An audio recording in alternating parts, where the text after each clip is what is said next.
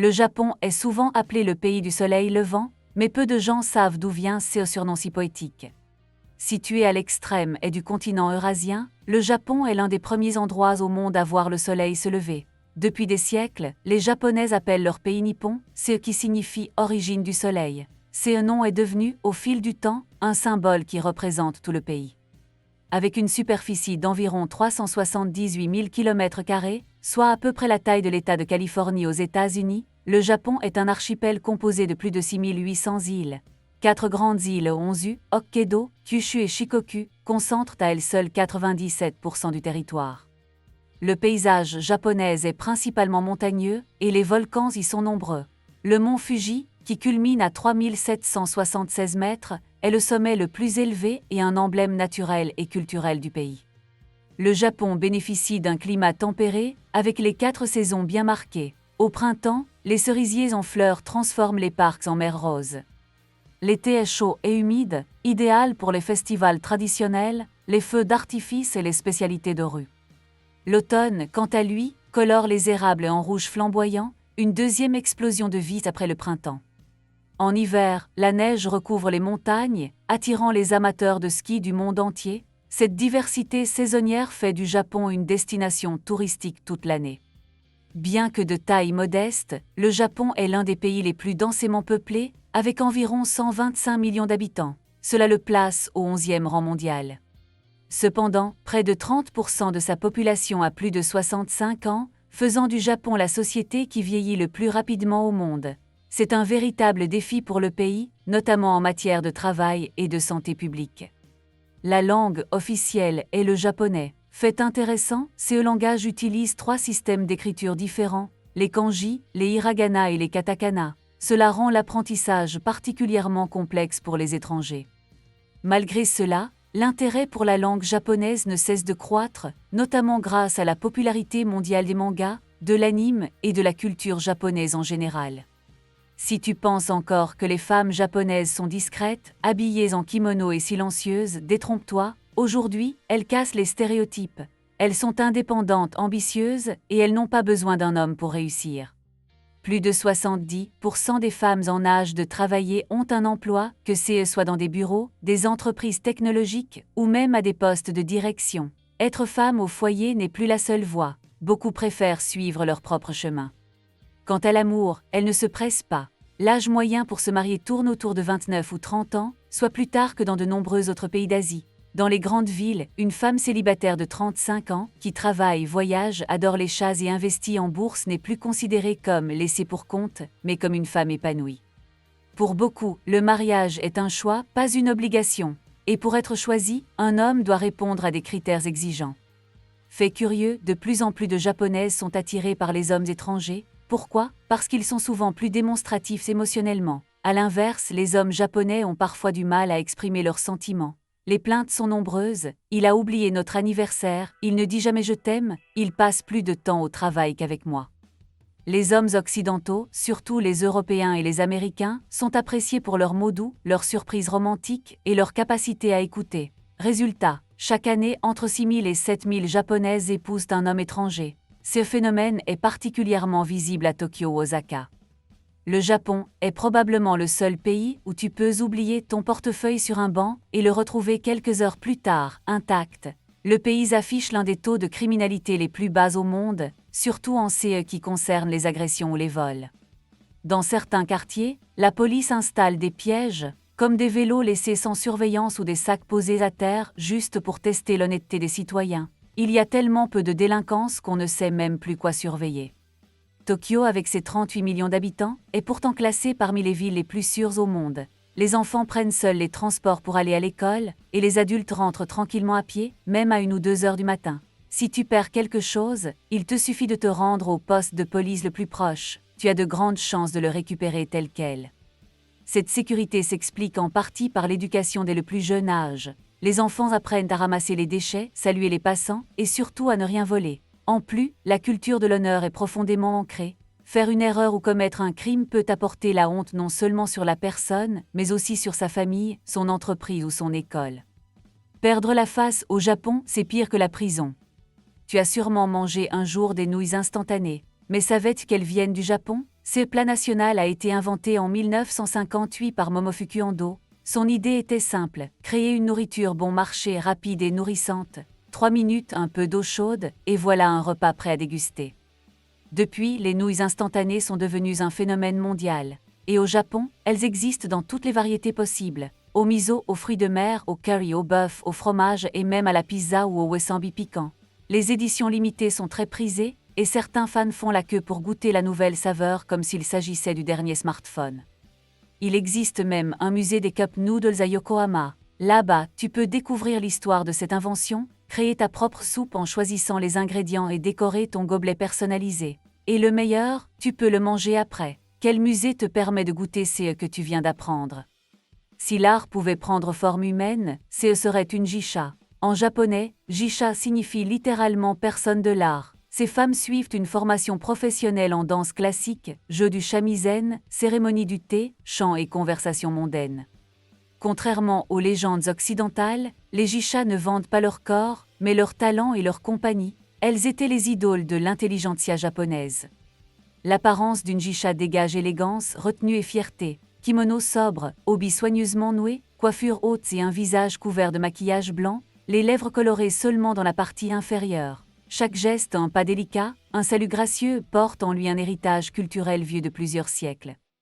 Le chemin pour devenir jisha est long et exigeant. La formation commence généralement vers 13 à 15 ans au statut de Meko apprenti.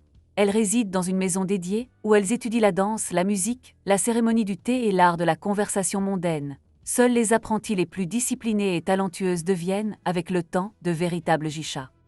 Fait intéressant. Les premières jishas étaient des hommes tekomoshi, mais les talents féminins de chant et de danse devinrent plus prisés, si bien que les jishas masculins disparurent presque. Aujourd'hui, il n'en reste qu'une ou deux, témoins vivants de cette riche histoire. Au Japon, les excuses ne sont pas de simples mots, mais un rituel formalisé, de l'angle précis de l'inclinaison jusqu'au sacrifice de sa coiffure. Une inclinaison de 15 degrés sert de salut, 45 degrés expriment un regret sincère, et une prosternation complète au sol, doja, symbolise le repentir le plus profond de l'âme. Pourtant, parfois, une inclinaison ne suffit pas. Dans les CS graves scandales publics, manquements éthiques ou lorsque l'honneur collectif est en jeu, les Japonais se rasent la tête. Cette forme extrême d'expiation remonte à l'époque des samouraïs, où l'honneur valait plus que la vie et où les cheveux représentaient la fierté. Un CS célèbre concerne une idole accusée de relations illicites qui diffusa une vidéo d'excuses, la tête rasée, déclarant sa volonté de tout sacrifier pour regagner son honneur. Il est intéressant de noter que, parfois, s'excuser au Japon vise simplement à apaiser les tensions, préparer la réconciliation ou montrer du respect à l'interlocuteur pour ne pas le mettre mal à l'aise. Même si l'on vous bouscule par accident, vous entendrez probablement sorry. L'essentiel est de ne jamais humilier l'autre. Le Japon figure parmi les leaders mondiaux de l'innovation technologique, robotique, automatisation, électronique grand public et investissement massif dans la recherche scientifique. Chaque année, le pays consacre plus de 3% de son produit intérieur brut à la recherche et au développement, l'un des taux les plus élevés au monde, témoignage de l'engagement du gouvernement et des entreprises en faveur du progrès technique.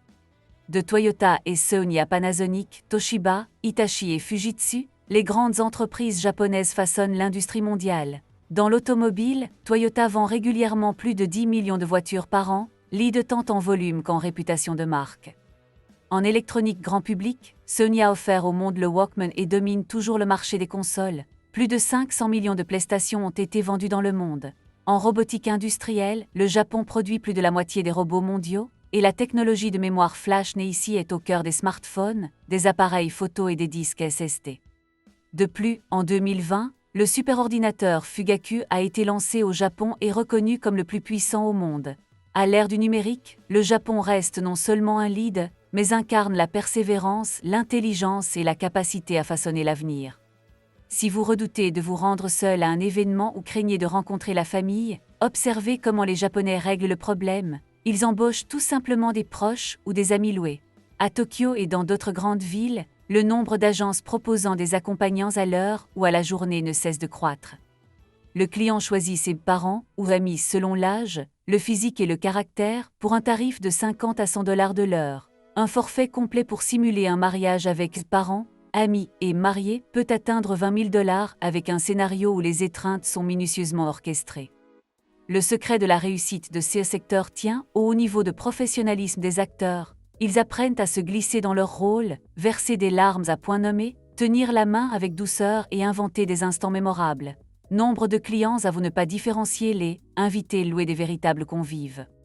Dans un pays où la solitude est devenue un problème national, cette solution offre un remède temporaire au vide émotionnel. En arpentant Tokyo, vous croiserez des bâtiments à l'architecture surprenante, des lumières éclatantes et des enseignes proclamant amour, ne ris pas, ne rougis pas.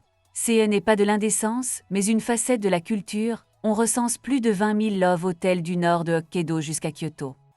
La principale originalité de ces hôtels réside dans la créativité des décorateurs, chambres à thème, de Hello Kitty aux vaisseaux spatiaux ou aux cellules de prison pour jeux de rôle. On y trouve éclairage disco, baignoire en forme de cœur et même pluie artificielle, tout est pensé pour un séjour inoubliable.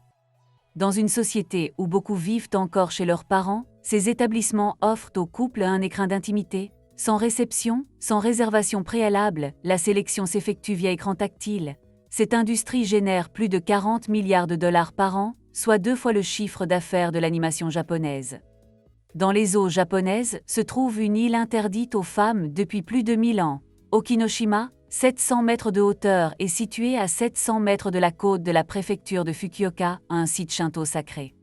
Seuls les hommes, ayant accompli des rituels stricts de purification peuvent débarquer. Ils doivent se dévêtir, se baigner dans la mer, et ensuite ne rien emporter de l'île ni révéler ce qu'ils y ont vécu. Privé d'électricité, de réseau et de touristes, Okinoshima est un univers de silence et de vénération.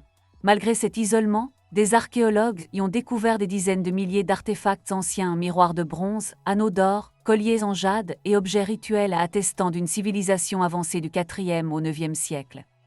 Grâce à la préservation de son rituel, l'île a été inscrite en 2017 sur la liste du patrimoine mondial de l'UNESCO. Le Japon compte plus de 27 000 sources chaudes naturelles et environ 3 000 onsen, la plus forte concentration au monde.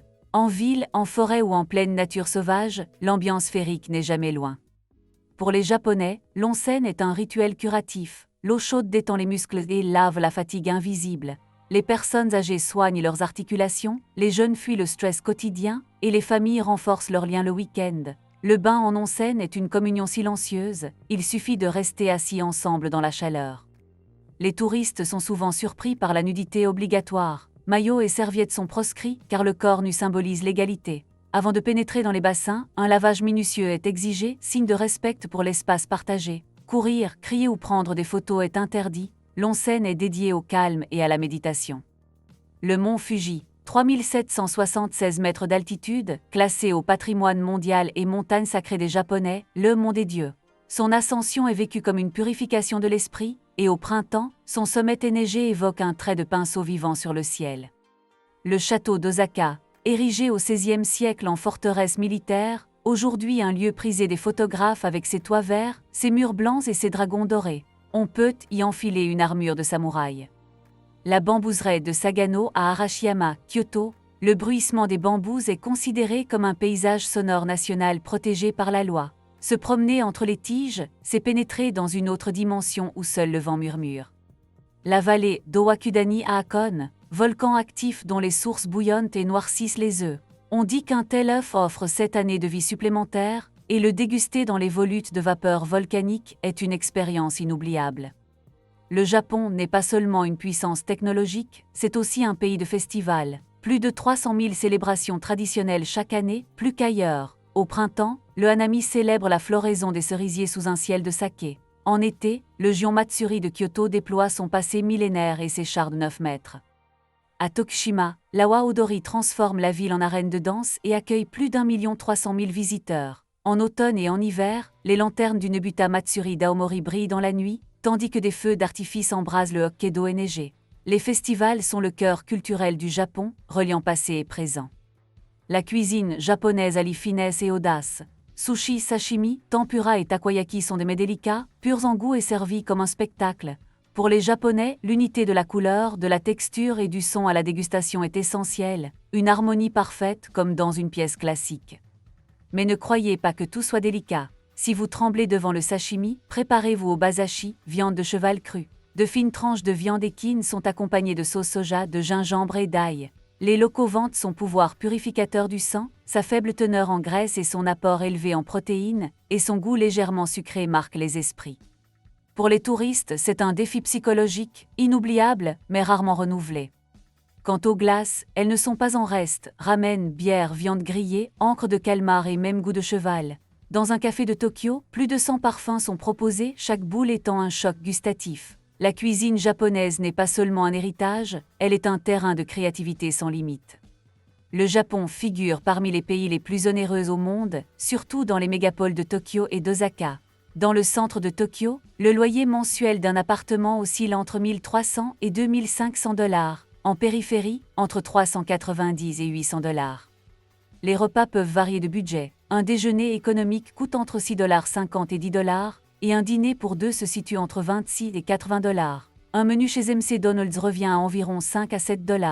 Les charges mensuelles électricité, eau, climatisation, collecte des déchets s'élèvent à 100 à 200 $.